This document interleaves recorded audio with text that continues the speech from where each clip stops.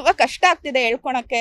Sudden ಆಗಿ ಅವ್ರು light off ಮಾಡ್ತಾರೆ, ಕಣ್ಣು ಮುಚ್ಕೊಳ್ಳಿ ಅಂತಾರೆ. ಅವ್ರು ನನ್ನನ್ನ ಟಚ್ ಮಾಡಕ್ಕೆ ಸ್ಟಾರ್ಟ್ ಮಾಡ್ತಾರೆ. ಬ್ಯೂಟಿ ಅಕಾಡೆಮಿ ಇದೆ, ಅಡ್ಮಿಷನ್ಗೆ ಅಂತ ಒಬ್ರು ಮೋಹನ್ ಕುಮಾರ್ ಜೆ ಅಂತ ಮೆಸೇಜ್ ಮಾಡ್ತಾರೆ.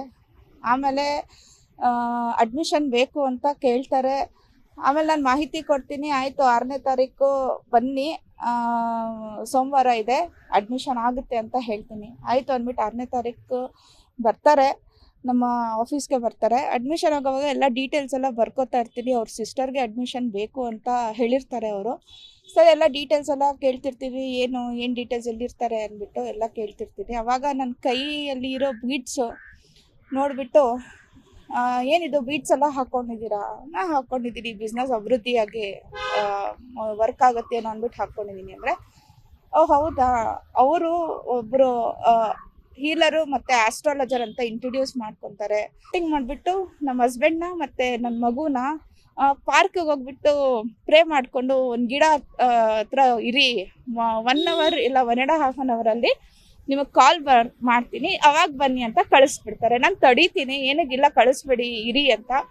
ಆದ್ರೂ ನಮ್ಮ ಹಸ್ಬೆಂಡ್ ಇಲ್ಲ ಪರವಾಗಿಲ್ಲ, ದೀಕ್ಷಾ ತಾನೆ ತಗೋ ಅಂತ ಹೇಳ್ತಾರೆ. ಆಮೇಲೆ ತುಂಬ ಕಷ್ಟ ಆಗ್ತಿದೆ ಹೇಳ್ಕೊಳಕ್ಕೆ ಇದು, ಯಾಕಂದರೆ ಈ ಥರ ನನ್ನ ಜೀವನದಲ್ಲಿ ಆಗುತ್ತೆ ಅಂತ ಗೊತ್ತಿರಲಿಲ್ಲ. ಅವರು ಪಾರ್ಕಿಗೆ ಹೋಗ್ತಾರೆ. ಆಮೇಲೆ ನಾನು ಮನೇಲಿ ಒಬ್ಬಳೇ ಇರ್ತೀನಿ, ಕುತ್ಕೊಳ್ಳಿ, ಚೇರ್ ಹಾಕೊಂಡು ಕುತ್ಕೊಳ್ಳಿ ಅಂತ ಹೇಳ್ತಾರೆ. ಸರಿ, ಚೇರ್ ಹಾಕ್ತೀನಿ, ಕುತ್ಕೊತೀನಿ. ಸಡನ್ನಾಗಿ ಅವ್ರು ಲೈಟ್ ಆಫ್ ಮಾಡ್ತಾರೆ.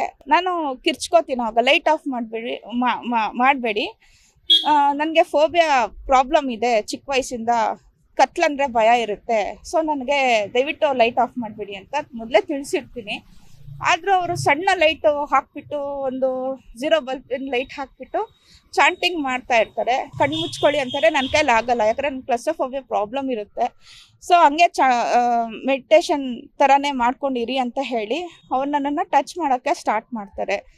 ಟಚ್ ಮಾಡೋದು ನಾನು ಅವಾಗ ಜೋರಾಗಿ ಕಿರ್ಚ್ತೀನಿ. ಆಮೇಲೆ ಕಿರ್ಚ್ಬೇಡ, ಸುಮ್ಮನೆ ಇರೋ ನೀನು ಅಂತ ಹೆದರ್ಸ್ತಾರೆ ನನಗೆ.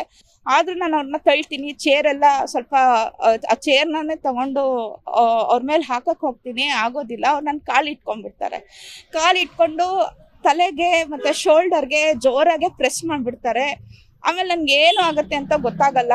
ಆಮೇಲೆ ಸ್ವಲ್ಪ ಹೊತ್ತು ಆದಮೇಲೆ ಗೊತ್ತಾಗುತ್ತೆ ನನಗೆ, ಹೊಟ್ಟೆ ಎಲ್ಲ ನೋವ್ತಾ ಇರುತ್ತೆ. ಸ್ವಲ್ಪ ಗೊತ್ತಾಗುತ್ತೆ ನನ್ನ ಜೊತೆ ಏನೋ ಕೆಟ್ಟದಾಗಿದೆ, ಇವ್ರು ಕೆಟ್ಟದ್ದು ಮಾಡಿದ್ದಾರೆ ಅಂತ.